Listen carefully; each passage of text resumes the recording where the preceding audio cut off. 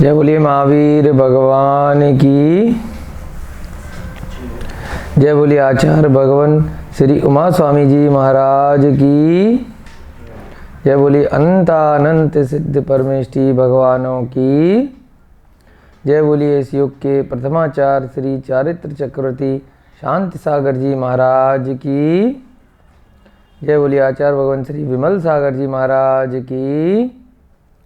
जय बोलिए श्वेत पिच्छाचार्य श्री आचार्य भगवान विद्यानंद जी महाराज की। सभी को जय दुजड़ंदो, जय जिनेन्द्र। हम लोग तत्वा सूत्र के चौथे अध्याय पर 32 सूत्र अब तक कर चुके हैं। आगे के सूत्र इस अध्याय में देवों की आयु का वर्णन से संबंधित हैं। छोटे छोटे सूत्र हैं, चार्ट हम उसका पहले बना चुके हैं, तो संभवतः आज आपका चौथा अध्याय समाप्त हो सकता है। पूरी कोशिश करेंगे।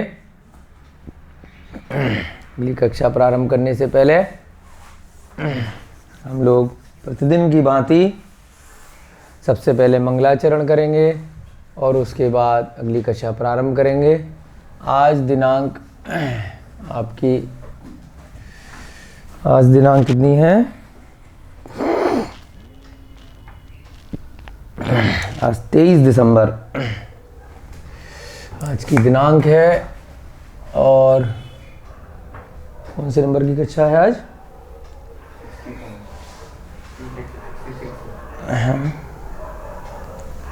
मिठाई हम भूल गए। 66 नंबर की कक्षा है, देख के बता दो। 65 कक्षाएं आपकी हो चुकी हैं। 66 नंबर की आपकी कक्षा है। चलिए, अब सबसे पहले हम लोग मंगलाचरण करेंगे, फिर जो 32 सूत्र हमने किए हैं उनका वाचन करेंगे और आगे की सूत्रों को आगे बढ़ेंगे। सभी लोग अपनी पुस्तकें निकाल लीजिए या जहाँ नोट्स बनाए हैं वहाँ से देख देख करके, और जिनको सूत्र अब तक याद हो चुके हैं तो अपने स्मृति के आधार से सभी लोग सूत्रों को बोलेंगे। सभी लोग हाथ जोड़ लीजिए। मोक्ष मार्गस्य नेतारम भेतारं कर्म भूव्रतां ज्ञातारं विश्वतत्त्वानां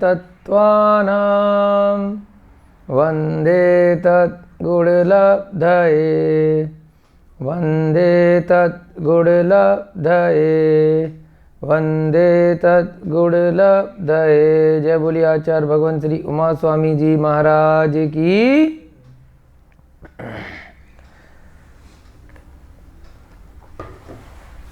देवाश्चतुर्णिकाया आदितस्त्रिषु पीतान्तलेश्या दशाष्ट पंच द्वादश विकल्पा कल्पोपपन्न पर्यंता इंद्र सामानिक त्रायस्त्रिंश पारिषदात्मरक्ष लोकपालानीक प्रकीर्णकाभियोग्य किल विशिकाक्षैकशः त्रायस्त्रिंश लोकपाल वर्ज्या व्यंतर ज्योतिषका पूर्वयो द्वीन्द्रा काय प्रविचारा आ ऐशानात् शेषा स्पर्श रूप शब्द मनः प्रविचारा परे प्रविचारा भवनवासिनो सुरनाग विद्युत सुपर्णाग्नि वातस्तनितो दधी द्वीप दिक्कुमारा व्यंतरा किन्नर किम पुरुष महोरक गंधर्व यक्ष राक्षस भूत पिशाचा ज्योतिष्का सूर्या चंद्रमसौ ग्रह नक्षत्र प्रकीर्णक तारकाश्च मेरु प्रदक्षिणा नित्यगतयो नृलोके तत्कृतः काल विभागः बहिर्वस्थिता वैमानिका कल्पोपपन्ना कल्पातीताश्च उपरि उपरि सौधर्मेशान सानत कुमार माहेंद्र ब्रह्म ब्रह्मोत्तर लांतव कापिष्ट शुक्र महाशुक्र शतार सहस्रारेश्वानत प्राणत यो रारणाच्युत यो नवसु ग्रैवयकेषु विजय वैजयंत जयंत अपराजितेषु सर्वार्थ सिद्धौ च स्थिति प्रभाव सुख द्युति लेश्या विशुद्धिन्द्रियावधि विषय तो अधिका गति शरीर परिग्रहाभिमान तो हीना पीत पद्म शुक्ल लेश्या द्वित्रिशेषेषु प्राग ग्रैवेयकेभ्यः कल्पा ब्रह्मलोकालया लोकांतिका सारस्वतादित्य वहनि अरुण गर्दतोय तुषिता व्याबाधारिष्टाश्च विजयादिषु द्विचर्मा औपपादिक मनुष्येभ्यः शेषास्त्रियग योनयः स्थिरसुर नाग सुपर्ण द्वीप शेषाणां सागरोपम त्रिपल्योपमार्धहीनमिता सौधर्मेशानयो सागरोपमे अधिके सानत कुमार माहेन्द्रयो सप्त त्रिसप्त नवैकादश त्रयोदश पंचदश भी रधिकानि तु आरणाच्युतादु ध्वर्मेकेकेन नवसु ग्रैवयकेषु विजयादिषु सर्वार्थ सिद्धौ च।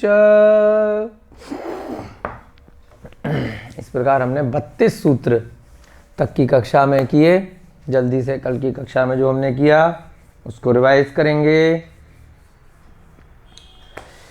पहले हमने 28वें नंबर के सूत्र में भवनवासी देवों के जो 10 प्रकार थे उनकी क्या देखी थी, उत्कृष्ट आयु। यानी कि एक बार भवनवासी देवों में आप पहुंच गए। भवनवासी देवों में कौन लोग होते हैं, जो थोड़ा बहुत तप कर लेते हैं मनुष्य गति में आकर के, या फिर त्रियंच गति में भी कोई नियम इत्यादि ले लेते हैं, है ना। हमने एक पार्श्वनाथ भगवान की भक्ति पढ़ी है, उसमें धर्णेंद्र और पद्मावती का उल्लेख आता है, जो यक्ष यक्षिणी हैं भगवान के। तो वो कहाँ पर हैं, वो यहीं अधोलोक में है। पूर्व जन्म में वो क्या थे, दोनों सर्प थे, जिनको बहुत कथाओं में आपने सुना है ना कि नमोकार मंत्र पार्श्वनाथ भगवान ने सुनाया था। एक व्यक्ति जो था वो यज्ञ कर रहा था और गीली लकड़ी थी, तो पार्श्वनाथ भगवान ने अपने ज्ञान से जान लिया कि इसमें नाग नागिन का जोड़ा है, तो उनकी रक्षा करने के उद्देश्य से उस लकड़ी को तोड़वाया गया। तो वो मरण को तो प्राप्त हो गए क्योंकि लकड़ी जल चुकी थी जब तक उनको बचाया गया। परंतु अंत में क्या हुआ, ऐसा उल्लेख आता है कि भगवान ने उनको नमोकार मंत्र मृत्यु से पूर्व सुनाया, जिससे उनके भाव निर्मल हो गए और वो कहाँ जाकर उत्पन्न हुए, यहीं कहाँ पर, अधोलोक में, है ना। अधोलोक में वो जीव वहाँ पर पहुँच गए। और हमने व्यंतर में देखा था ना, यक्ष भी एक प्रकार था, तो यक्ष यक्षिणी व्यंतर जाति में पहुँच जाते हैं। ठीक है, तो ये सब भवनवासी और व्यंतर देव कहाँ पर हैं, नीचे अधोलोक में होते हैं। तो हम देख रहे हैं भवनवासियों के जो 10 प्रकार हैं, उनमें आयु, उत्कृष्ट आयु की यहाँ पर बात हो रही थी कि मैक्सिमम आयु कितनी मिल सकती है ना। तो पहला हमने देखा असुर कुमार की कितनी है, 1 सागर की। उसके बाद नाग कुमार की 3 पल्ल की। फिर देखा उसके बाद से आधा आधा पल्ल प्रत्येक में कम हो रही है, जिस प्रकार से सूत्र में नाम दिए गए हैं। नाग कुमार के बाद सुपर्ण कुमार की 3 से आधा कम 2.5 पल्ले की हो गई। फिर दीप कुमार की और आधा कम 2 पल्ले की। उसके बाद शेषाणाम शब्द का प्रयोग किया गया कि इन 4 के अलावा 10 में से जो 6 रह गए, उन सब की कितनी आयु है, 1.5 पल्ले की। 1 पल्ले आपको हमेशा हमेशा के लिए याद रखना है, असंख्यात वर्षों का होता है। भोग भूमि में भी आयु पल्लों में नापी जाती है और स्वर्ग इत्यादि में भी पल्लियों में या सागरों में आयु होती है। देवताओं की और नारकियों में भी क्या होता है, सागरों में आयु होती है। तो सागर और पल्ल को डायरेक्ट हम वर्षों में नहीं निकाल सकते, हम एक अनुमान के माध्यम से, जो गड्ढा करके एक विधि बताई गई है शास्त्रों में, वैसे इसको निकाला जाता है। दूसरे शब्दों में 1 करोड़ पूर्व की जो आयु है, जो संख्या है 1 करोड़ पूर्व की, उससे अधिक जब संख्या जाएगी तब वो पल्लियों में बन जाएगी।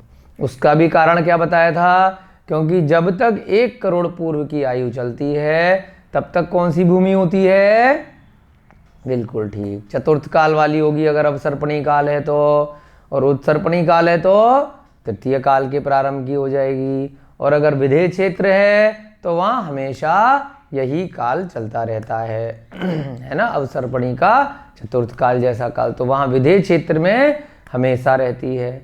भोग भूमि में क्यों नहीं रहती ऐसी आयु, क्योंकि भोग भूमि में सूर्य चंद्रमा दिखाई नहीं देते, वहाँ पर कल्प वृक्षों का प्रकाश इतना अधिक होता है जिसकी वजह से दिन और रात का भेद पता ही नहीं चलता। तो इसलिए 1 करोड़ पूर्व से ऊपर की जहाँ पर आयु है वो सब क्या है, वो सब या तो भोग भूमि है या स्वर्ग है या नरक इत्यादि है। ठीक है, तो वहाँ पर इसलिए कैसे भेद बताया कि पल्लियों में आयु होगी। पहले जब हम इसका अध्ययन कर रहे थे तो हमें भी कन्फ्यूजन होता था कि जैसे 1 करोड़ पूर्व में हमने क्या किया, 1 करोड़ के साथ 0 लगा दिए, उसके बाद 84 लाख से गुणा कर दिया, फिर 84 लाख से गुणा कर दिया, तो इतने सारे जो 0 बन गए। उसके बाद भी तो अभी तो बोर्ड पे बहुत जगह बची है, बहुत सारे 0 लगा सकते हैं, तो वो सब असंख्यात हो गई क्या, नहीं उसके आगे के 0 लगाने की विधि इसलिए नहीं है 1 करोड़ पूर्व के आगे, क्योंकि जब वो संख्या जाती है तब सूर्य चंद्रमा उस स्थान पर नहीं होते, सीधी सी बात। तो इसलिए 1 करोड़ पूर्व से ऊपर की आयु क्या कहलाएगी, सीधे सीधे असंख्यात वर्षों की आयु बन जाएगी। उसको हम वर्ष में नहीं निकाल सकते। क्यों, क्योंकि इसी में आया है जब मेरु प्रदक्षिणा बताया था कि भाई दिन और रात का भेद किस लिए होता है, सूर्य चंद्रमा की वजह से होता है।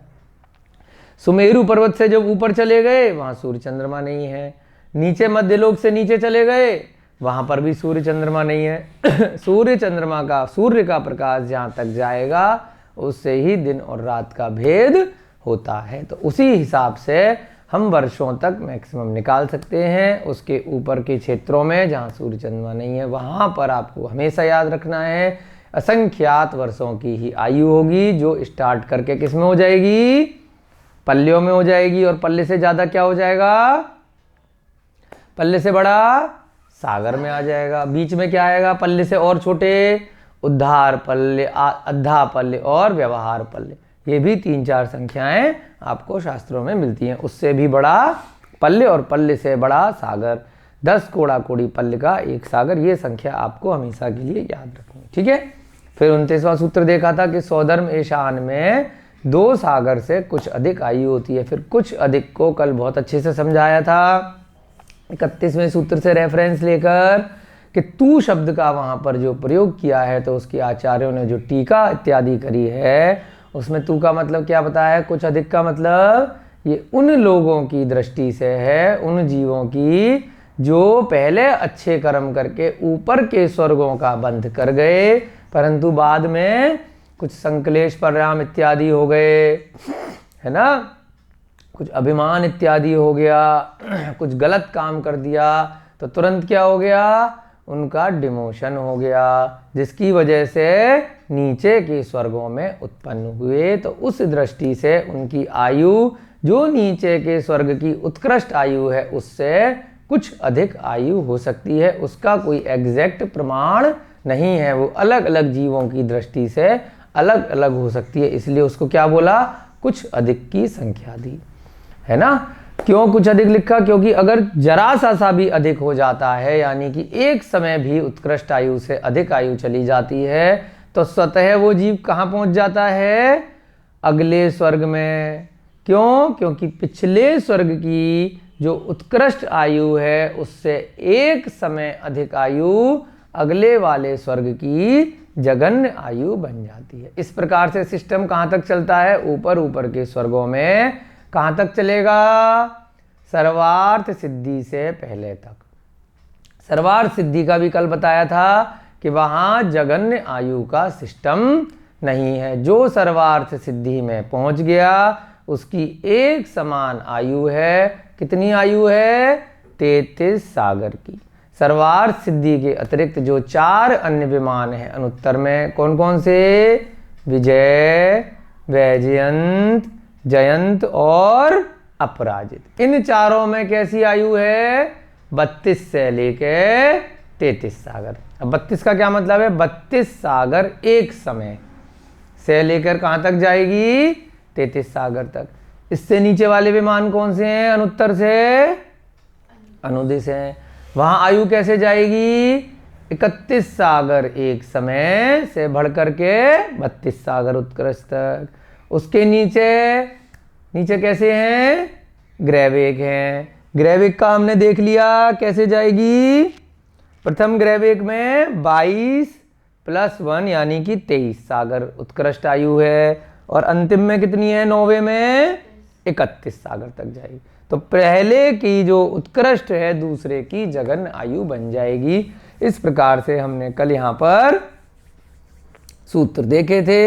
32वें नंबर का सूत्र देखा, उसके बाद है ना 31वां समझ में आ गया था आपको। 31 में क्या था? एक एक अधिक होते चले जा रहे थे। और क्या लिखा था? गिनती इस प्रकार से दी थी कि जो पिछले सूत्र में यानी कि सनत कुमार और महेंद्र में 7 सागर की आयु 30वें सूत्र में बताई है, उसके बाद सनत कुमार महेंद्र से कंपैरिजन करके क्या लिख दिया सूत्र में? 3 एकादश त्रयोदश पंचदश वीर अधिकानी तू। यानी कि कंपैरिजन किससे करा है? सनत कुमार महेंद्र में जो 7 हैं, तो इससे कंपैरिजन करके 3 अधिक कितनी हो गई? 10। फिर 3 के बाद सप्त अधिक तो 14, फिर नव 16, फिर एकादश 18, फिर त्रयोदश, फिर 20, फिर पंचदश भी यानी 15, 22। ऐसे करके इनकी उत्कृष्ट आयु होती है। उसके बाद क्या कह दिया? तू का मतलब आपको बता दिया कि आरण अच्युत स्वर्ग तक ही कैसी रहेगी? ये कुछ अधिक शब्द का प्रयोग किया जाएगा। उसके ऊपर के जो स्वर्ग हैं 13, 14, 15, 16 वाले, वहां पर संक्लेश परिणाम वाला नहीं है। ऊपर वाले से जो भी आएगा, अगर मान लीजिए 16वें स्वर्ग का बंद किया और संक्लेश परिणाम हुए तो 13, 14 में नहीं आएंगे, सीधे कहाँ जाएंगे? 11, 12 तक मैक्सिमम जा सकते हैं। आरण अच्युत तक भी जा सकते हैं और नीचे सौधर्मी शान तक भी जा सकते हैं। डायरेक्ट अब नरक में नहीं जाएंगे। अगर ऊपर के स्वर्गों का पहले बंद किया था तो ऐसा नहीं है कि अब वो देवगति का बंद करने के बाद नरक में चला जाएगा। गलत काम करने पर भी देव तो बनेगा, परंतु नीचे के स्वर्गों में उत्पन्न। 32वां सूत्र देखा, आरणच्युतादु ध्वर में कह नवसु ग्रविकेशु विजयादिशु सर्वार सिद्धौ च। इसमें क्या था कि आरण और अच्युत से जब ऊपर जाते हैं, यानी कि 16वें स्वर्ग के ये 2 नाम हैं 15 और 16, उससे ऊपर जाएंगे तो एक एक सागर की कहाँ तक वृद्धि होगी? 9 ग्रैविक तक होगी। और उसके बाद विजयादिशु में हमने यहाँ पे लिया कि यहाँ पर भी अनुदिश शब्द का प्रयोग आचार्य महाराज ने नहीं किया है, जबकि अनुदिश शब्द अनुदिश होते हैं और सभी पुस्तकों में भी दिए गए हैं, आपके अन्य ग्रंथों में भी। तो अनुदिश को यहीं पर लिया है आदिशु के साथ में ही, ठीक है। तो यहाँ पर भी एक एक सागर की वृद्धि होगी। और 9 ग्रैवेक में आपको पहले से बताया है, क्योंकि अलग अलग पटल पर हैं तो प्रत्येक पटल पर एक एक सागर की होगी, परंतु अनुदिश चूंकि एक ही पटल पर है तो वहाँ सभी की 9 की एक जैसी जगन्य और एक जैसी उत्कृष्ट आयु है। उसके बाद अनुत्तर में भी अनुदिश से ज़्यादा एक सागर का फर्क है, परंतु सर्वार्थ सिद्धौ को अलग से लिया है। क्यों लिया है सर्वार्थ सिद्धौ को? हमने नोट में लिखा था, क्योंकि सर्वार्थ सिद्धि में जगन्य आयु का भेद नहीं होता है और इससे कितने योजन ऊपर सिद्धिशिला है? बिल्कुल ठीक, आप लोग बहुत अच्छे से रिवाइज कर रहे हैं। 12 योजन ऊपर सर्वार्थ सिद्धि से क्या होती है? सिद्धिशिला होती है। वेरी गुड, ठीक है। इसमें सर्वार्थ सिद्धि में जो जीव जाते हैं उनकी सभी की 33 सागर की आयु होती है। चलिए आगे का सूत्र करेंगे। सारी चीजें आपको पहले बताई जा चुकी हैं, ये चार्ट फिर से छोड़ देते हैं क्योंकि आगे के सूत्रों में जगन आयु का वर्णन अब धीरे धीरे आएगा। तो यहीं पर हम उसको लिख लेंगे जो जगन आयु का कॉलम छोड़ा था कल, ठीक है। सारी चीजें आपको बताई जा चुकी हैं चार्ट के माध्यम से, बस सूत्र के माध्यम से अब आचार्य महाराज ने अलग अलग सूत्र में अलग अलग प्रकार से जगन्य उत्कृष्ट आयु सभी देवों की अंत तक अब इस अध्याय में 42वें सूत्र तक इसी प्रकार से बताई हैं, ठीक है। समझ में आ रहा है आप सभी को? अच्छे से रिवाइज जरूर करते रहिएगा डेली की डेली, और जब भी समय मिले तो आप लोग पिछले अध्याय भी अपना जब भी समय मिले उसके अनुसार रिवाइज जरूर करते रहें। फिर आपका कई लोगों ने ये भी बोला कि बीच में एक बार एग्ज़ाम भी ले लीजिए, तो समय रहा तो आपका एक टेस्ट भी लिया जाएगा जिससे कि जिसने जितना पढ़ा है उसको रिवाइज करने के लिए समय मिलेगा टेस्ट के माध्यम से, ठीक है। आपका टेस्ट भी लिया जाएगा, अब आपको सावधान लेना है, कभी भी सरप्राइज टेस्ट आप लोगों का हो सकता है, ठीक है। पहले से बता के करेंगे तो फिर तो तैयारी कर लेंगे, तो इसलिए डेली तैयारी करनी है, ठीक है। सरप्राइज टेस्ट होगा आप सबका, ऐसे लिया जाता है, स्कूल में भी तो ऐसे करते हैं ना। 33 नंबर का सूत्र क्या है? अपरा पल्योपम मधिकम। अपरा पल्योपम, पल्योपम मधिकम।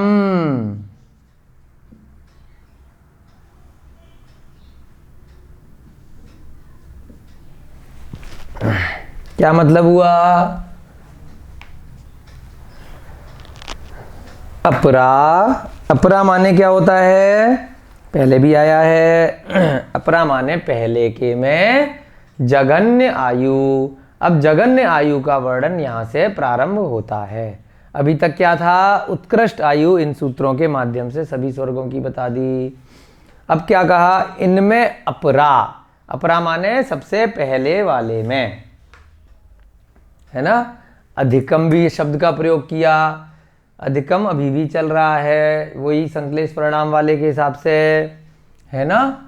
पल्योपम यानी कि पल्य के बराबर, जैसे सागरोपम शब्द का प्रयोग किया था सागर के लिए, ऐसे ही कई जगह पल्योपम बोला है, माने पल्य जितनी, पल्य तक कितनी, पल्योपम, पल्योपमम, यहां तक लेंगे। फिर क्या हो जाएगा? यहां से अ ले लिया जाएगा तो क्या बन जाएगा? अधिकम। जैसे आपको 29वें सूत्र में भी अधिक शब्द का प्रयोग किया, इसी प्रकार से यहां पर भी क्या बनाया? अपरा माने जो प्रारंभ के स्वर्ग हैं। अब क्योंकि स्वर्गों का ही वर्णन चल रहा है तो इस वाले स्वर्ग की बात कर रहे हैं, स्वधर्म ईशान की। पहला अपरा माने सबसे पहले वाले में जो जगन्य आयु है उसके लिए क्या शब्द का प्रयोग किया गया है? अपरा। उसमें आयु कितनी होती है? एक पल्य से कुछ अधिक, कुछ अधिक इसीलिए क्योंकि नीचे के स्वर्ग में पहुंच गए ऊपर से अगर तो कुछ अधिक होगी। लेकिन अब ये कुछ अधिक वाला कैसे निकलेगा? यहां पर एक समय का हिसाब नहीं है क्योंकि इससे पहले तो दूसरे प्रकार के देव हैं, भवनवासी हैं, व्यंतर हैं, ज्योतिष हैं, है ना। तो इसलिए यहां पर एक समय वाला नहीं है। यहां पर कितनी हो जाएगी? चार्ट में भी आपने बनाया था, क्या लिखा था यहां पर? चार्ट आप देख लीजिए, पहले बना चुके हो। एक पल्य। कुछ अधिक मात्र किस दृष्टि से है? वही संक्लेश परिणामों की दृष्टि से। अपरा, फिर क्या शब्द बना? पल्योपमम्, पल्योपमम्। ठीक है, फिर क्या बना? तीसरा शब्द अधिकम।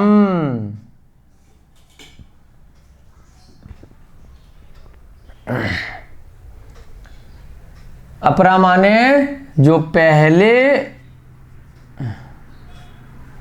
युगल से मतलब निकालेंगे, क्योंकि युगल में एक साथ चलता है यहां पर।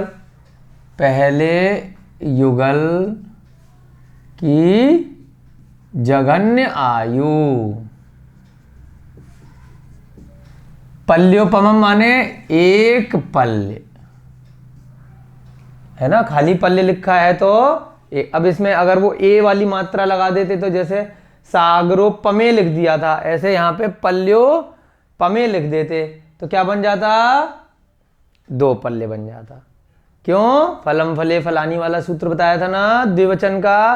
तो यहां पे क्या लिखा है? सागरोपम की तरह से पल्योपम, यानी कि दो पल्ले ना होकर क्या माना जाएगा? एक पल्ले। जरा जरा सा संस्कृत में मात्राओं का फेर है और हमको अच्छे से समझना है। अधिकम माने यहां पर वही है, कुछ अधिक।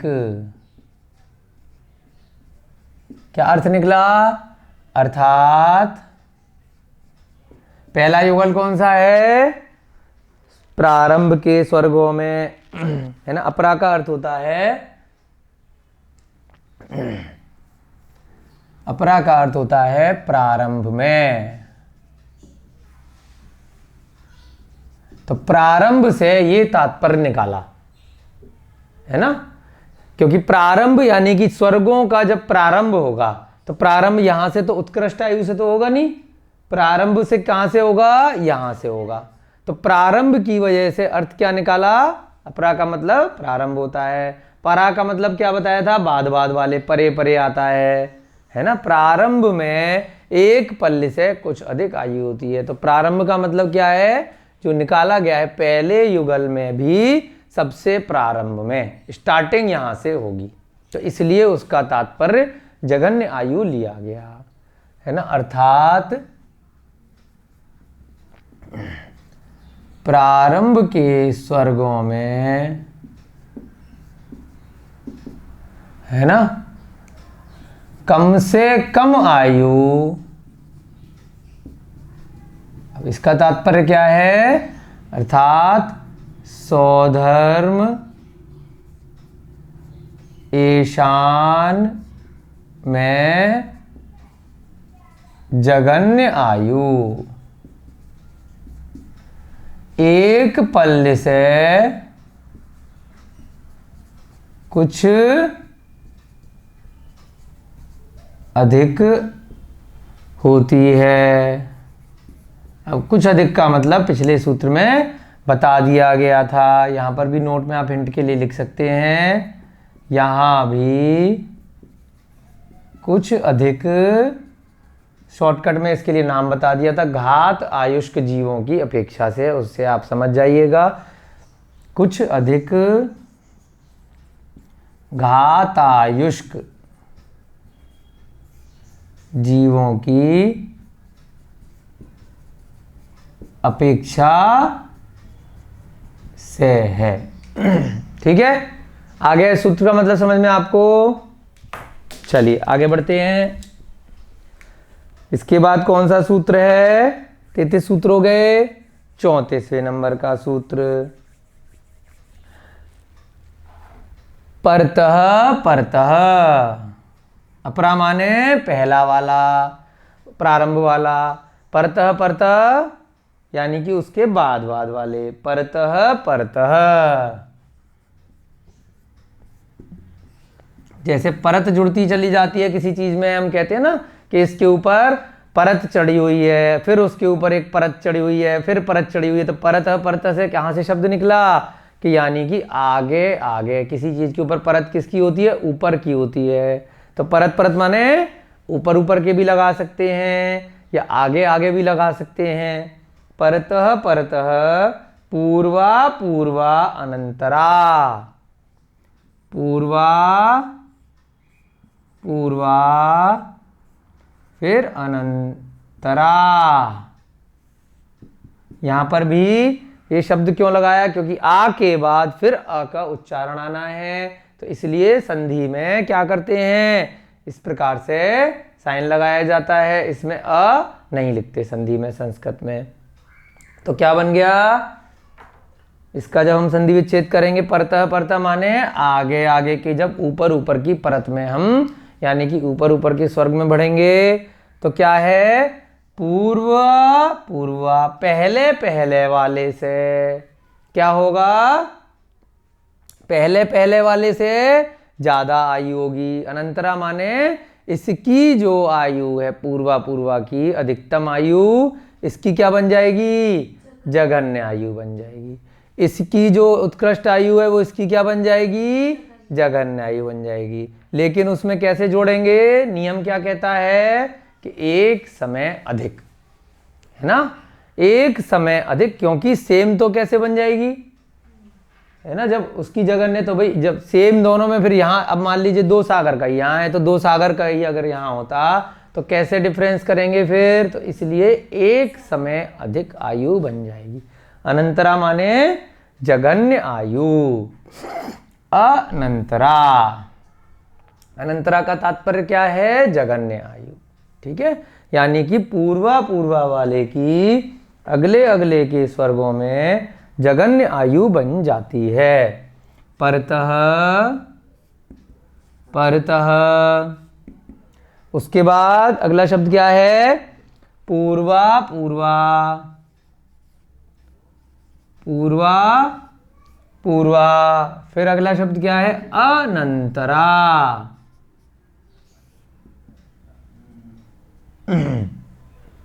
ठीक है, परता परता माने आगे आगे की परत में जैसे जाते जाएंगे, यानी कि आगे आगे के स्वर्गों में।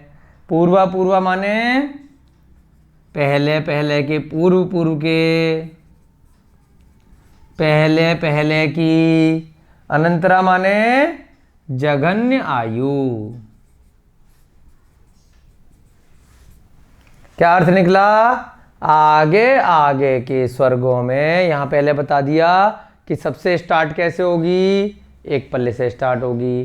पिछले सूत्र में जो कल किया था हमने, कौन सा 29वें नंबर का सूत्र बता दिया था कि सौधर्म ईशान में उत्कृष्ट आयु सागरोपमे होगी, यानी कि 2 सागर होगी। फिर अब 34वें नंबर के सूत्र में क्या कहा? जब आगे आगे बढ़ते जाएंगे तो पहले वाले की जो उत्कृष्ट होगी वो आगे आगे की जघन्य आयु बनती जाएगी। ठीक है,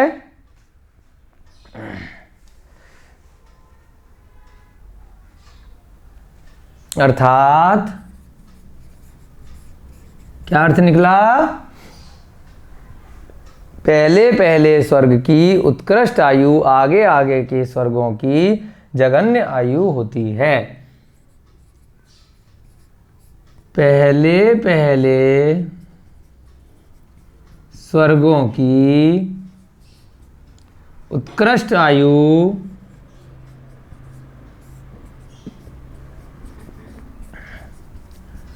आगे आगे के स्वर्गों की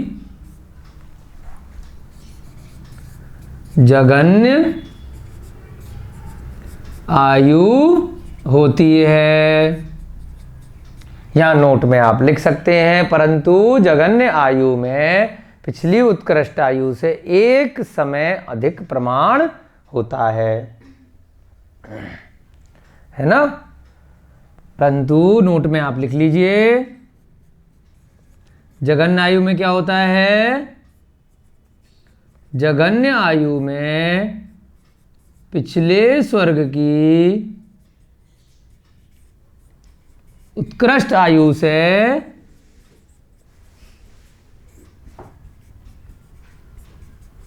एक समय, यानी 1 सेकंड का भी असंख्यातवां भाग, जिस संख्या का दोबारा कोई भाग नहीं हो सकता। अंतिम भाग जो है सेकंड का, ठीक है, उसको दोबारा फिर हिस्सा नहीं कर सकते। कृष्ण आयु से एक समय अधिक होता है ना। आजकल तो मशीनें आ गई हैं, रेस इत्यादि लगती है तो उसमें बहुत तेज़ी से मीटर भागता है। आपके मोबाइल में भी होता है, आपको कहीं किसी चीज़ का कंपटीशन में हिस्सा लेना है तो मोबाइल में भी आजकल आ गई है डिवाइस की, बहुत तेज़ी से वो 1 सेकंड में भी 100 गुना 1000 गुना तक भागती है ना मशीन। तो ऐसे ही ऐसी संख्या जो उस संख्या का भी असंख्यात्मक भाग है जिसका दोबारा भाग नहीं किया जा सकता, उसको क्या बोलते हैं? एक समय। हमने दूसरे अध्याय में पढ़ा था ना कि सीधे सीधे एक समय में आत्मा सिद्धिशिला में पहुंच जाती है जब मोक्ष होता है। ऐसे ही 1 2 3 4 समय में हमने देखा था ना, श्रेणीबद्ध, है ना, सीधे घूम के 3 समय तक वो आत्मा दूसरा शरीर धारण कर लेती है। विग्रह गति ध्यान आ गई आपको, है ना? वही चीज है कि एक शरीर से मरण होकर विग्रह गति में मात्र कुछ 1 2 3 4 समय तक ही रहती है। चौथे समय में वो कहीं ना कहीं जीव उत्पन्न हो जाता है, यानी सेकंड के भी असंख्यातवें भाग में वो उत्पन्न हो जाता है। बोलते हैं ना कि मरने के बाद भूत बन गया होगा। भूत वैसे नहीं बनता, आत्मा भटकती कहीं नहीं है। भूत बन सकता है लेकिन भूत में भी क्या है, उसने शरीर धारण कर लिया। कौन सा शरीर धारण कर लिया?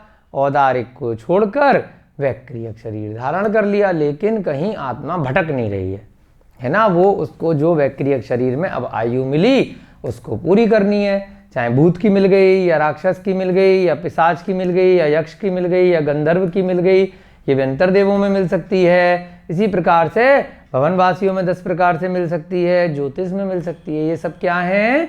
ये दूसरे शरीर धारण कर लेते हैं। एक समय आ गया आपको अच्छे समझ में?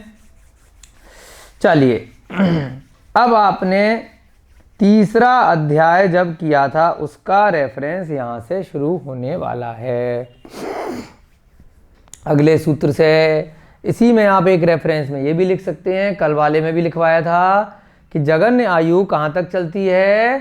सर्वार्थ सिद्धि के अलावा जो अन्य अनुत्तर विमान है वहां तक चलती है, परंतु सर्वार्थ सिद्धि में एक समान आयु 33 सागर की होती है, वहां जगन्य आयु नहीं होती। यहीं पे आप नोट में लिख सकते हैं। हाँ, इससे पिछले वाले में लिखवा दिया था, लेकिन इस सूत्र में भी आप लिख सकते हैं क्योंकि जगन्य आयु पिछले से ऊपर तक चलती है, परंतु मात्र सर्वार्थ सिद्धि विमान ऐसा है जिसमें जगन्य आयु नहीं होती।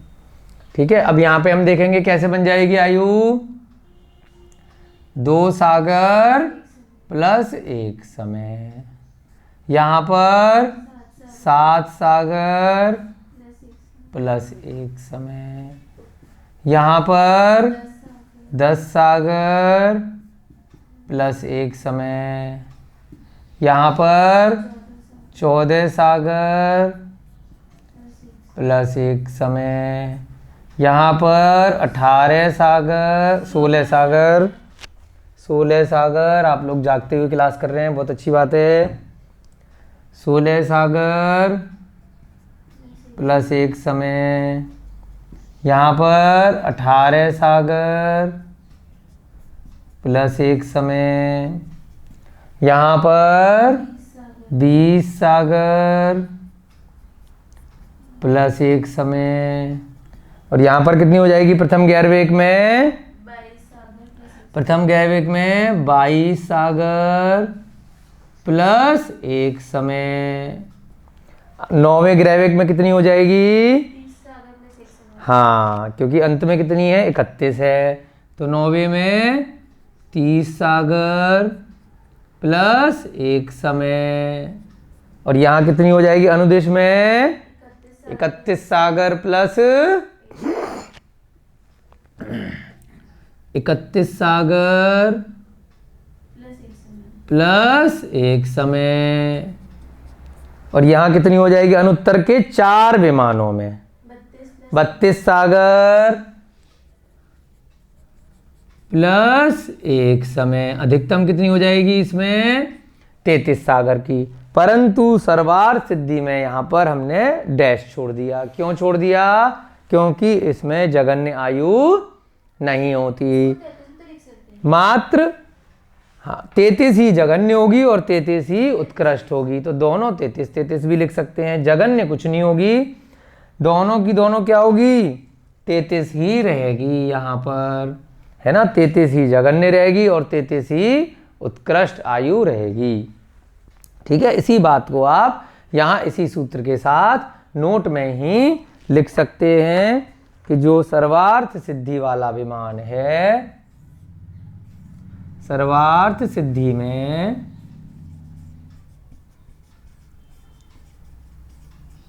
जगन्य आयु नहीं होती, सभी की एक समान 33 सागर की आयु होती है। ठीक है,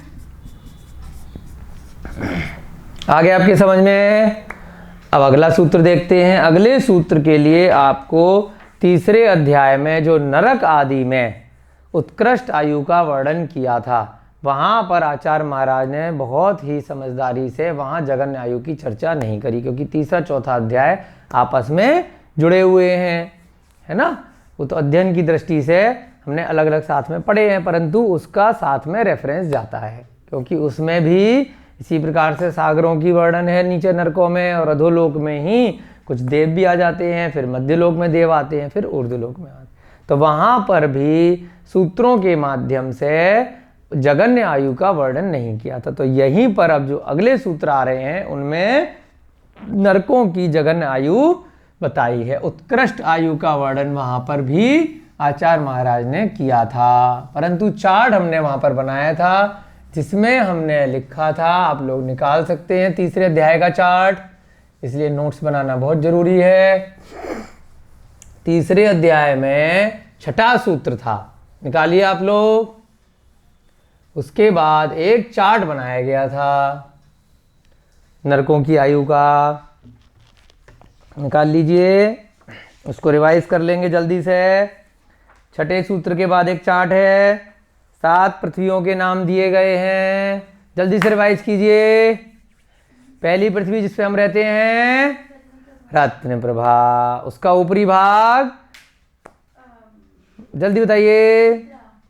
उसका 3 भाग हैं रत्न प्रभा के। पहला भाग खर भाग, बहुत बढ़िया। दूसरा भाग पंख भाग, आपको बहुत याद है, बहुत बढ़िया। ऐसी रिवाइज देख देख के बता रहे हैं, अच्छा कोई बात नहीं। खर भाग, पंख भाग और अब बहुल भाग। खर भाग के 16 भाग हैं, जिसका ऊपरी भाग 1000 योजन का है, वो चित्रा पृथ्वी कहलाता है। पंख भाग में नीचे यही अधोलोक वाले देव आ गए, व्यंतर इत्यादि। उसके बाद नीचे क्या आ गया, अब बहुल भाग में नरक प्रारंभ हो गया। तो खर भाग में भी देव हैं, भवनवासी व्यंतर वाले, और नीचे व्यंतर वाले। ठीक है, नीचे से प्रारंभ होते हैं, नीचे वाले में भवनवासी, फिर ऊपर व्यंतर, फिर मध्य लोक में ज्योतिष वाले आ जाते हैं। ठीक है, पंख भाग में भवनवासी। इस प्रकार से ये सारे की सारे देव होते हैं। ठीक है, याद आ गया आपको। और 7 पृथ्वियों के नाम जल्दी से रिवाइज करेंगे हम। रत्न प्रभा के बाद शर्करा प्रभा, तीसरी बालुका प्रभा, चौथी पंख प्रभा, 5वीं धूम प्रभा, धुएं जैसी, फिर छठी तम प्रभा, यानी कि बहुत अंधेरा है वहां पर, फिर अंत में 7वीं महातमय प्रभा, जहां पे घनघोर अंधेरा है ना। जैसा जिस पृथ्वी का नाम है वैसा ही उसका क्या है वहां पर, वैसा ही क्षेत्र है। रत्न प्रभा, रत्नों से हम कैसी पृथ्वी पर रह रहे हैं, रत्नमयी पृथ्वी है। परंतु अब सर्पणी के पंचम काल के प्रभाव से अभी वो रत्न कहाँ हैं, थोड़े से नीचे चले गए हैं, मिट्टी कंकड़ से। ये जो हमें धरती दिखाई दे रही है इतनी सुंदर नहीं है, अदरवाइज कैसी है, ये ओरिजिनली रत्नों की है। इसी पृथ्वी पर रत्न ही रत्न भरे पड़े हैं, और फिर भी हम जरा जरा से रत्नों के लिए कितना परेशान होते हैं ना। तो क्या जरूरत है है ना। भोग भूमि में आप जन्म लीजिए, स्वर्गों में जाइए, रत्न ही रत्न मिलेंगे, सुमेरु पर्वत के दर्शन कीजिए, सोना ही सोना है, क्या करना है ना। तो इसलिए इसी पृथ्वी का नाम ही रत्न प्रभा रखा गया है, क्योंकि ये रत्नमयी है, ऐसा शास्त्रों में वर्णन आया है। फिर शर्करा प्रभा है, फिर बालुका प्रभा है। बालुका प्रभा मिट्टी जैसी है, बिल्कुल बालू जैसी है उस पृथ्वी में। उसके बाद पंख प्रभा यानी कीचड़ जैसी है, कीचड़ ही कीचड़ है पूरी पृथ्वी में, जहाँ नारकीय जीव रहते हैं। धूम में धुआं ही धुआं हमेशा रहता है। तम प्रभा में अंधेरा रहता है, महातमा में बहुत घनघोर अंधेरा रहता है। ठीक है, तो अब इन पृथ्वियों में हमने वहां पर क्या देखा था, उत्कृष्ट आयु वहां पर पढ़ ली थी। सूत्र में उत्कृष्ट आयु आचार्य महाराज ने बताई थी, परंतु वहां क्या था कि जो हमने छठा सूत्र किया था, तेष्वेक त्रिसप्तदश सप्तदश द्वाविंशति त्रयस्त्रिंशत् सागरोपमा सत्वानाम परा स्थिति। परा माने वहां पे क्या लिखा था, उत्कृष्ट, और अपरा यहां पे क्या लिखा, जो प्रारंभ में जगन्य। उस सूत्र में परा शब्द का प्रयोग था, और यहां पर किस शब्द का प्रयोग किया अभी 33वें में, अपरा। तो परा का उल्टा अपरा हो गया, अपरा माने हो गया जघन्य आयु प्रारंभ के स्वर्गों में, और परा माने उत्कृष्ट आयु। तो वहां पर आचार्य महाराज ने 33 सागर तक जो नरक में है उत्कृष्ट आयु बताई थी, और यहां जो 35वां सूत्र आने जा रहा है वहां में क्या बता दी, वहां चूंकि जघन्य आयु का वर्णन नहीं किया था, परंतु हमने चार्ट में लिखा था, तो किसी की शंका भी आई थी कि वो 10,000 वर्ष हमने कहाँ से लिख दिया। सूत्र में तो आचार्य महाराज ने नहीं बताया, तो कहाँ बताया, यहाँ पर चौथे अध्याय में 35वें नंबर के सूत्र में बता दिया। ठीक है, पहले हम सूत्र लिखते हैं। नारकाणाम च द्वितीयादिषु,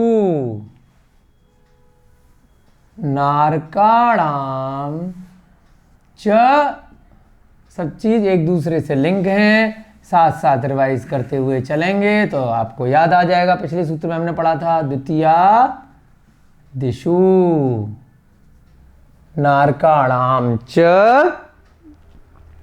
द्वितीया दिशु। अब ये वाला चार्ट हम मिटा देते हैं, और वो वाला जो चार्ट था दोबारा से, वैसे आपकी पुस्तकों में है, परंतु यहाँ पर जिससे आपको याद आ जाए छोटा सा वो चार्ट दोबारा से बनाएंगे, जिससे अच्छे से आपको सामने चार्ट दिखेगा, तो और अच्छे से समझ में आ जाएगा।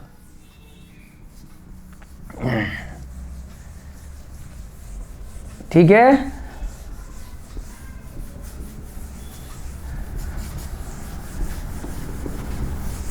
आप छठा सूत्र सामने रखिए तीसरे अध्याय का, और उसमें जो आपने अपनी नोटबुक में चार्ट बनाया था उसको भी सामने रखिए।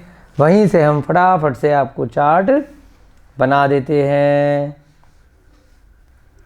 ठीक है, पृथ्वी का नाम पृथ्वी, फिर जघन्य आयु, उसके बाद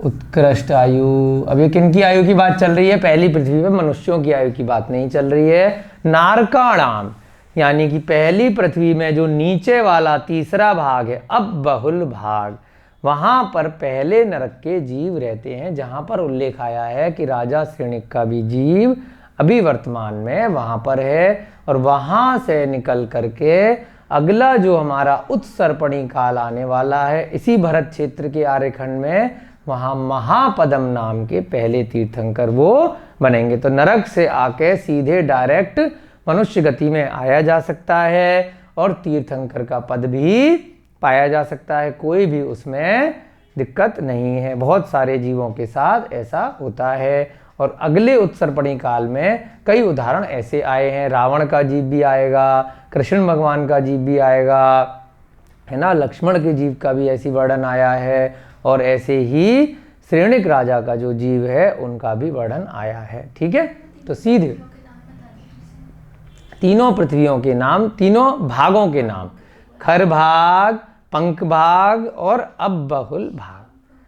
ठीक है, टोटल मिला के 1,80,000 की है, ऊपर वाला 16,000, फिर आपका कितना हुआ 16,000, 84,000 और 1,00,000। आपको जो मैप दिया गया है वहाँ पर भी वो तीनों भाग आपकी पुस्तकों में हमेशा दिए जाते हैं, 16,000, 84,000 और फिर 80,000। ठीक है, ऊपर वाला भाग 16,000, हजार के उसके 16 हिस्से हैं, जिसमें पहला चित्रा, दूसरा वाला भाग 84,000 और तीसरा 80,000। 16 और 84 कितने हुए? 1,00,000 हो गए और 80,000 अलग। तो टोटल जो पहला भाग है रत्न प्रभा का वो 1,80,000 योजन का बन जाता है। नरक तीसरे वाले अब बहुल भाग में है, नीचे उसके ऊपर भवनवासी, फिर ऊपर हमारे वाले ही पे खर भाग पे ही व्यंतर हैं, और फिर तभी तो व्यंतर दिखते हैं ना, भूत इत्यादि, वो सब व्यंतरों के ही प्रकार हैं, इसी पृथ्वी पर रहते हैं। और उसके ऊपर फिर ज्योतिष देव होते हैं, फिर ज्योतिष के ऊपर वैमानिक देव होते हैं। ठीक है, ये सब आपको कई बार बताया जा चुका है। अब यहाँ पे हम जल्दी से रिवाइज कराएंगे, क्योंकि आज कोशिश करके हमें पूरे 42 सूत्र अगर हो सकें संभवतः समाप्त करने, रह जाएगा तो कल की कक्षा में करेंगे। पहली पृथ्वी जल्दी से बताइए, ये सब आप पहले लिख चुके हैं तीसरे अध्याय में, रत्न प्रभा। दूसरी पृथ्वी, वेरी गुड, बिना देखे बताने का प्रयास कीजिए। तीसरी पृथ्वी, बालुका, बालू जैसी। फिर पंख, एक पंख भाग भी है यहां पर रत्न प्रभा के अंदर, और ये पंख प्रभा नाम की पृथ्वी भी है, पंख प्रभा। उसके बाद धूम, धुएं जैसी, कितनी हो गई? 1 2 3 4 5। फिर तम प्रभा, तमह प्रभा यानी अंधेरे वाली। फिर महातमह प्रभा। हो गया आपका रिवाइज? जल्दी से बताइए, उत्कृष्ट आयु कितनी कितनी थी पहली वाली पृथ्वी पे नारकियों की? छठे सूत्र में दिए ना, तेष्वैक त्रि सप्तदश सप्तदश द्वाविंशति त्रिश त्रिंशत सागरोपमा, यानी कि 1 सागर। उसके बाद दूसरी पृथ्वी में कितनी है? 3 7 10, 3 7, फिर यहां पर 10। उसके बाद 17 22 और 33। ये सब क्या है? उत्कृष्ट स्थिति है। ये सब हमने छठे अध्याय में याद भी करी थी।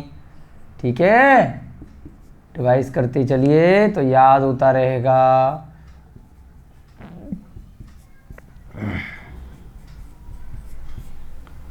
अब यहां पर सूत्र में आचार्य महाराज ने क्या कहा? पहले क्या कहा? परतः परतः पूर्वा पूर्वा अनंतरा, यानी कि पहले पहले के स्वर्ग की उत्कृष्ट आयु अगले अगले की जगन्य आयु बन जाती है। फिर अगला सूत्र क्या कह दिया? नारकाणाम। अब भाई कहां पर पहुंच जाओ सीधे? अब स्वर्ग थोड़ी देर के लिए भूल जाओ, अब नरक में पहुंच जाओ। तीसरे अध्याय में कहां पर आ जाओ? तृतीय अध्याय सूत्र संख्या 6 पर आप आ जाइए।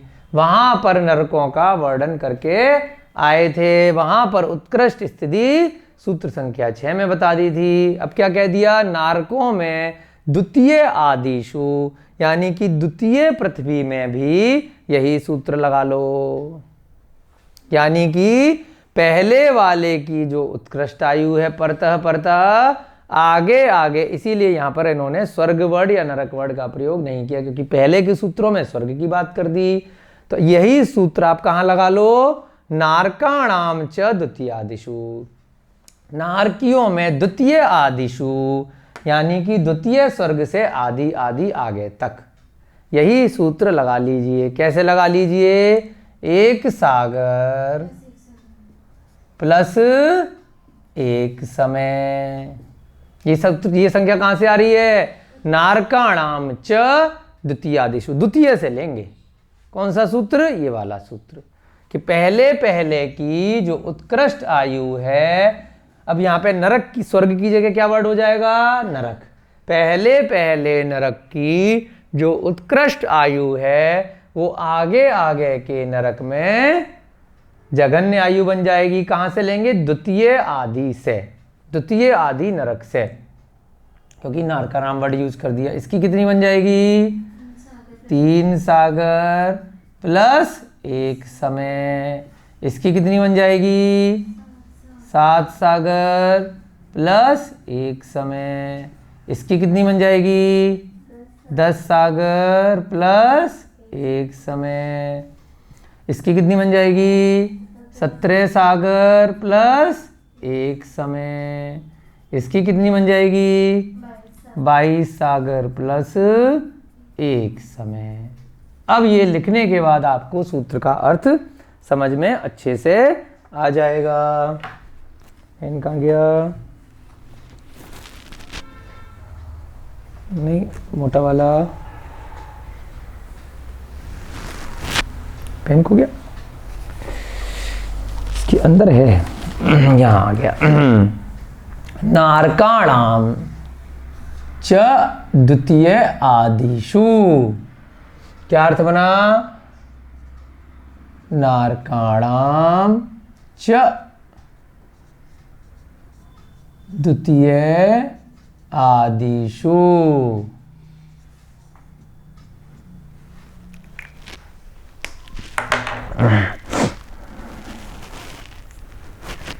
नारकाणाम माने नारकियों की, च माने और, द्वितीय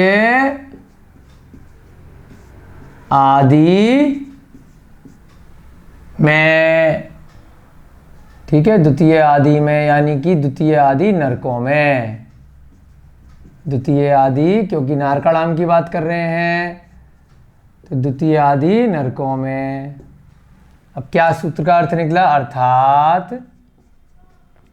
द्वितीय आदि नरकों में नारकियों की भी जघन्य आयु इसी प्रकार से जाननी चाहिए। किस प्रकार से? जैसे पिछले सूत्र में बताई। अर्थात द्वितीय आदि नरकों में जघन्य आयु, नारकियों की जघन्य आयु नारकियों की जघन्य आयु इसी प्रकार से, चमाने और यानी कि इसी प्रकार से जाननी चाहिए।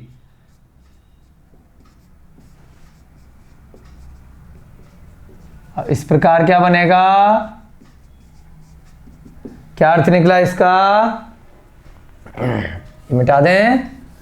अर्थात द्वितीय नरक से प्रारंभ करके द्वितीय आदि नरकों में, अर्थात पिछले सूत्र से रेफरेंस लेंगे, स्वर्ग की जगह नरक शब्द प्रयोग कर लेंगे। अर्थात द्वितीय आदि नरकों में उत्कृष्ट पहले नरक की, पहले नरक की उत्कृष्ट आयु से एक समय अधिक अगले अगले नरक की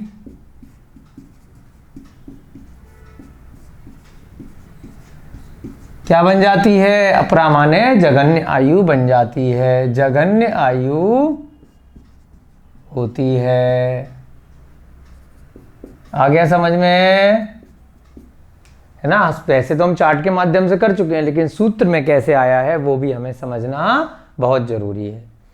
ठीक है, चलिए अगला सूत्र करेंगे। अभी क्या छूट गया यहां पर? ये ब्लैंक है। ठीक है, तो आचार्य महाराज बहुत समझदारी से, कोई चीज छूटती नहीं है ना? आप कहेंगे ये कैसे छूट गया? दूसरे तो द्वितीय आदिशु बोल दिया, तो अगला सूत्र आ जाएगा 36वें नंबर का सूत्र। चलिए 36वें नंबर का सूत्र देखते हैं। क्या लिख दिया 36वें नंबर में? 10 वर्ष सहस्त्राणी प्रथमायाम। 10 वर्ष 36 नंबर का सूत्र। 10 वर्ष, आगे क्या लिखा? सहस्त्राणी प्रथमायाम।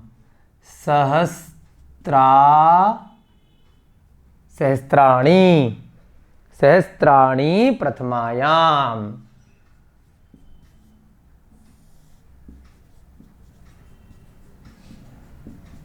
अब यहां पे नारकाणाम दोबारा शब्द प्रयोग नहीं किया, क्योंकि नारकाणाम पिछले शब्द में ले लिया। पहले सूत्र में क्यों इन्होंने ये वाला पहले नहीं लिया? क्योंकि शब्द बचाने थे। इस सूत्र के रेफरेंस से वहां चले गए, तीसरे अध्याय में पूरी बात लिखते तो दोबारा से सारे सूत्र बनाने पड़ते, जगन्य के और फिर उत्कृष्ट के। तो उन्होंने क्या किया, वहां पर जगन्य आयु का वर्णन छोड़ दिया, सीधे सीधे परा यानी उत्कृष्ट आयु का वर्णन किया, फिर आगे बढ़ गए। फिर चतुर्थ अध्याय में जब इसका वर्णन आया, यहां पर ये 2 सूत्र छोटे छोटे से बना दिए, जिससे कि वो रेफरेंस आप वहां पर लगा लीजिए। क्या बोला? 10 वर्ष।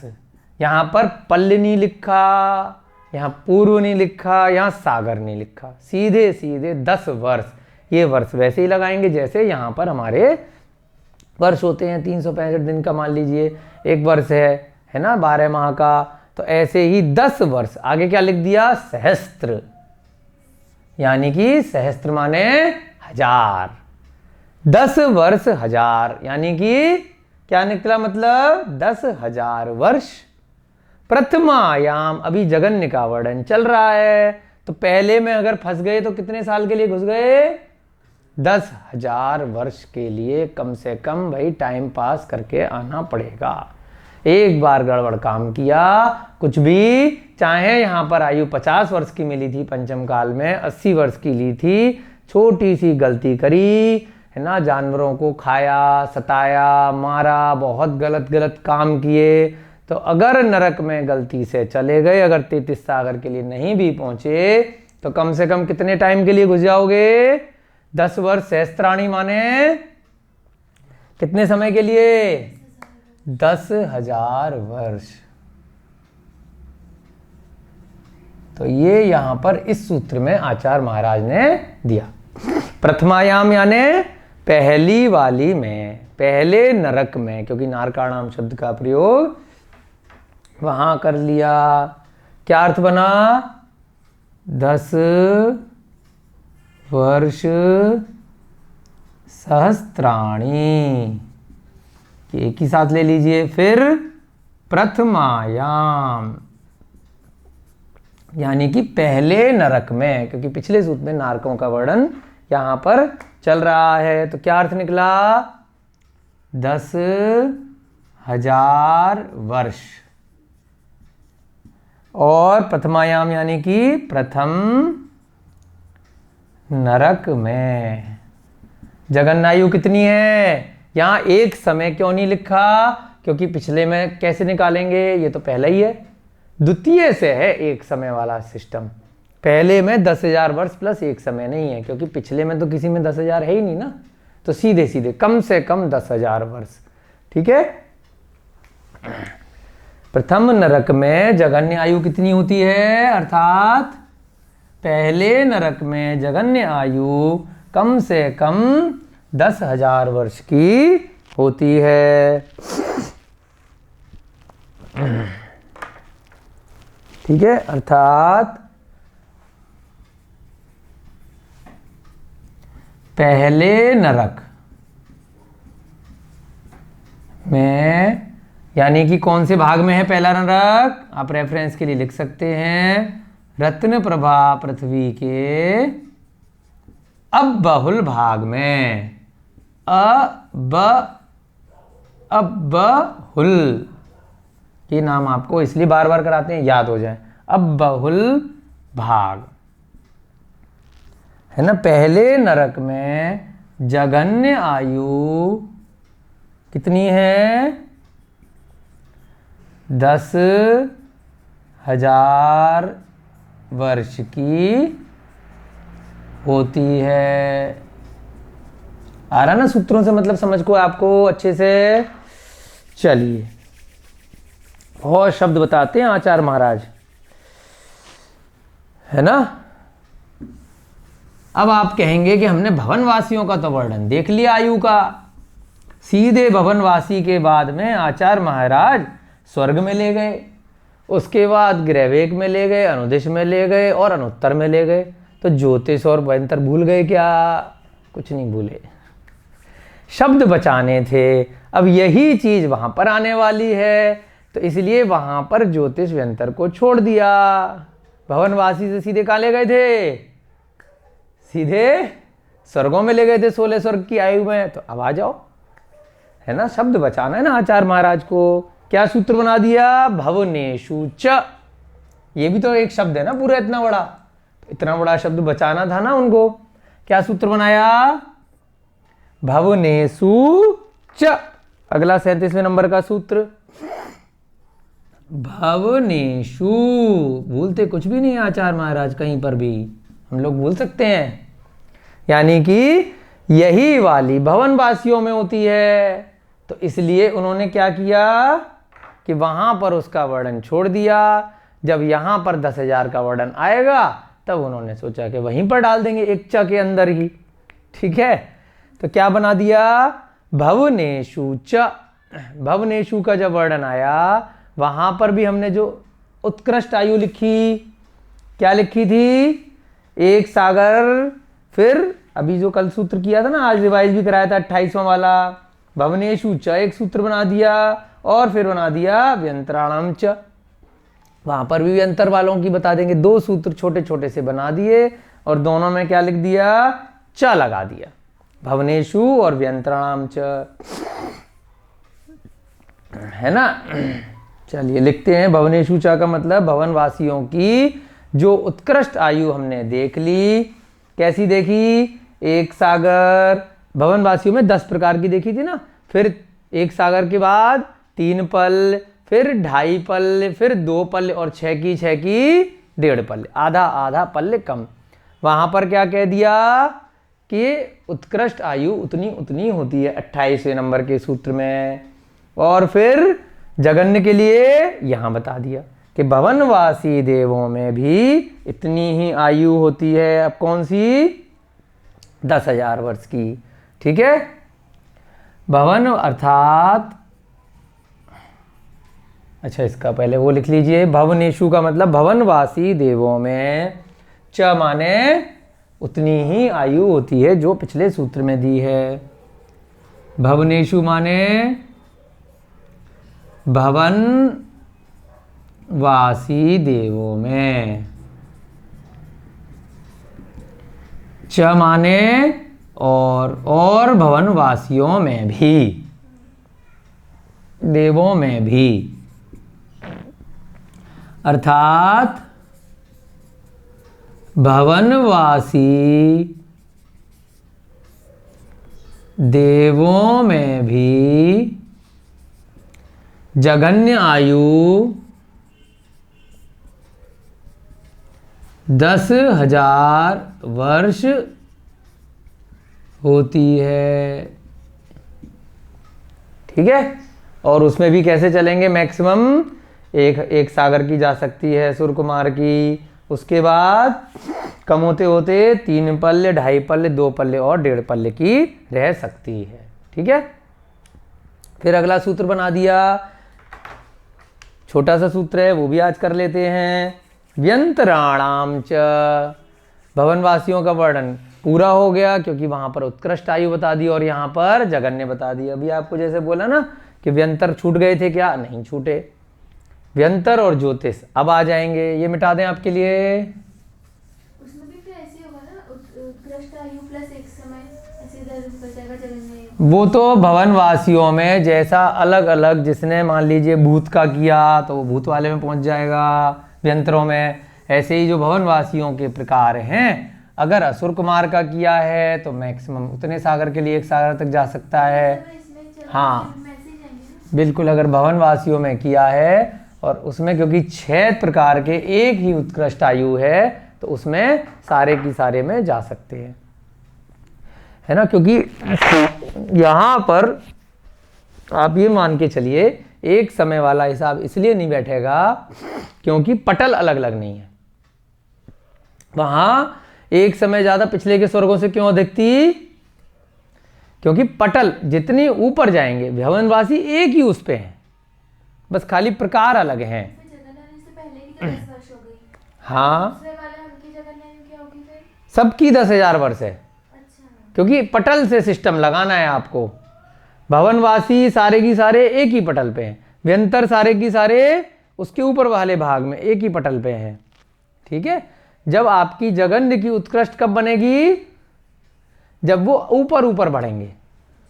यहाँ ऊपर तो कहीं जा ही नहीं रहे। इसमें 10 के 10,000 सबकी जगन्य आयु रहेगी। और जैसे जैसे भाग में वो चले जाएंगे, मान लीजिए असुर कुमार में चले गए, है ना, ऐसे ही नाग कुमार में चले गए, तो उनकी उत्कृष्ट चेंज हो जाएगी। जगन्य सबकी कम से कम 10,000 वर्ष की रहेगी। जो ऊपर ऊपर वाले में आपको एक समय बढ़ाना होता है। ऐसे ही नीचे भी क्या है, क्योंकि नीचे की नरक में पटल चेंज हो रहा है ना। नीचे पहले से नीचे चले गए, फिर नीचे चले गए, तो इसलिए एक समय वहां पर लगाया जाता है, यहाँ पर नहीं लगाया जाता, है ना। सारा कॉन्सेप्ट आपको क्लियर होना चाहिए। अगला सूत्र क्या है? 38वां, व्यंतराणाम च। व्यंतर की बात पहले नहीं करी तो अब आ गई। व्यंतराणाम, व्यंतराणाम च, यही चीज व्यंतर में लगा लीजिए। व्यंतर के 8 प्रकार हैं, है ना। उनमें जगन्य आयु कितनी है? इतनी है जितनी भवनेशु में है, यानी कि कितनी है? 10,000 वर्ष। उतनी ही नरक में, पहले नरक में जगन्य आयु है। व्यंतराणाम च, व्यंतरों की भी, है ना, और माने भी। तो यहां पर आप लगा लीजिए व्यंतराणाम, यानी कि व्यंतर देवों की भी। च माने और, तो शब्द बचाया ना, एक बार लिख दिया, बार बार नहीं लिखा। व्यंतर देवों की कितने प्रकार हैं व्यंतरों के? 8 प्रकार। ज्योतिष के कितने प्रकार हैं? 5 प्रकार। अच्छे से आपको याद हो रहा है, बहुत बढ़िया बात है। और अर्थात व्यंतर देवों की भी जगन्य आयु 10,000 वर्ष की होती है। यहां पर भी एक समय वाला सिस्टम नहीं है, क्योंकि एक ही फ्लोर पे सारे की सारे व्यंतर हैं। कहां तक हैं? एक राजू की जो पूरी पृथ्वी है ना, वहां पर गोल गोल गोल गोल जो स्वयं भूर्वण समुद्र तक हम बढ़ते चले जा रहे हैं, वहां सब जगह जा सकते हैं, है ना।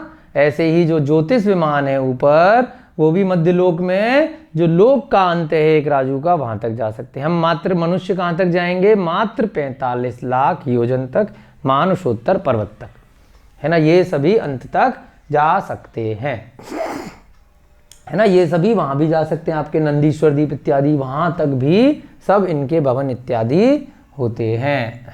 तो अब छोटा सा सूत्र समय बचा है आज की कक्षा में थोड़ा सा। चलिए अगला सूत्र भी छोटा सा है, वो भी कर लेते हैं। समय है 5 मिनट आपके पास। तो 39वें नंबर का सूत्र, क्या सूत्र है? परापल्योपम अधिकम। परा, अभी बताया था ना आपको पिछले अध्याय में, परा शब्द का प्रयोग किस लिए किया था?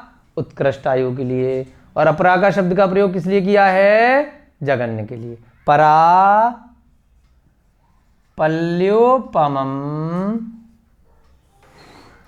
परा पल्योपमम दिकम।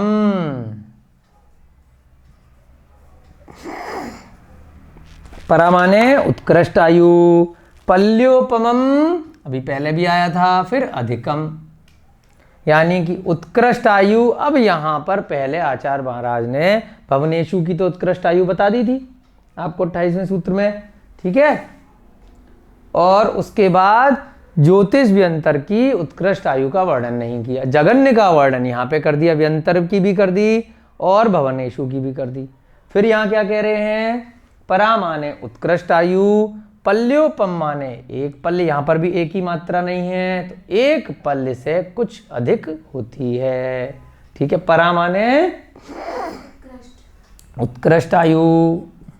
फिर क्या शब्द आया, पल्योपमम। फिर क्या रह गया आगे, अधिकम।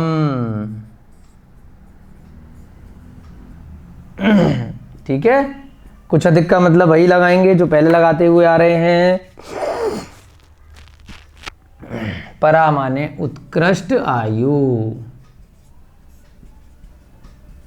या उत्कृष्ट स्थिति भी इसको बोलते हैं। पल्योपम माने एक पल्य,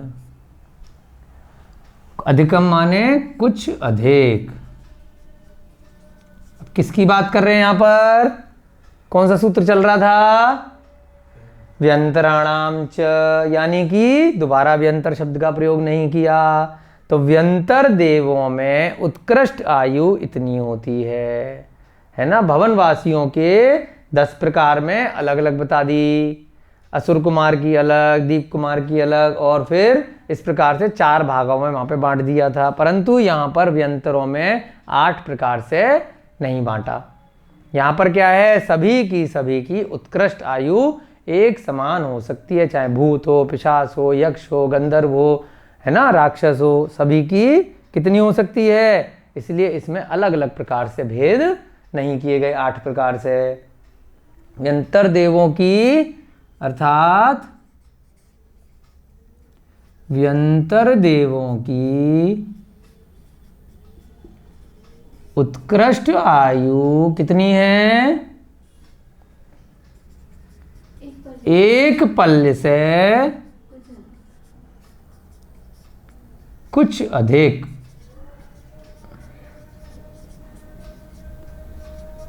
होती है। यहाँ पर भी वही हो सकता है कि भी आगे की बांधी थी, परंतु यहाँ पर संक्लेश परिणामों से अब वहाँ व्यंतर देव बन गए। ठीक है, चलिए आपकी कक्षा का आज का समय हो रहा है। इसके बाद ज्योतिष वाला और रह जाएगा अगले सूत्र में, तो ज्योतिष की बता देंगे उत्कृष्ट आयु कितनी है और जगन्य आयु कितनी है, सब चीज़ों का वर्णन करके कल आपका ये पूरा अध्याय छोटे छोटे से आपके 39 सूत्र हो गए, 3 सूत्र और बचे हैं, और पूरे अध्याय का हम रिवीजन भी करेंगे अच्छे से, तो आपको बहुत अच्छे से चतुर्थ अध्याय आपका समाप्त हो जाएगा। जय बोलिए भगवान महावीर स्वामी की, जय बोलिए आचार्य भगवान श्री उमा स्वामी जी महाराज की, जय बोलिए अनंतानंत सिद्ध परमेष्ठी भगवानों की, जय बोलिए इस युग के प्रथमाचार्य श्री चारित्र चक्रवर्ती शांति सागर जी महाराज की, जय बोलिए आचार्य भगवान श्री विमल सागर जी महाराज की, जय बोलिए श्वेत पिच्छाचार्य श्री विद्यानंद जी महाराज की। सभी को जय जिनेन्द्र, जय दो जड़ंदो।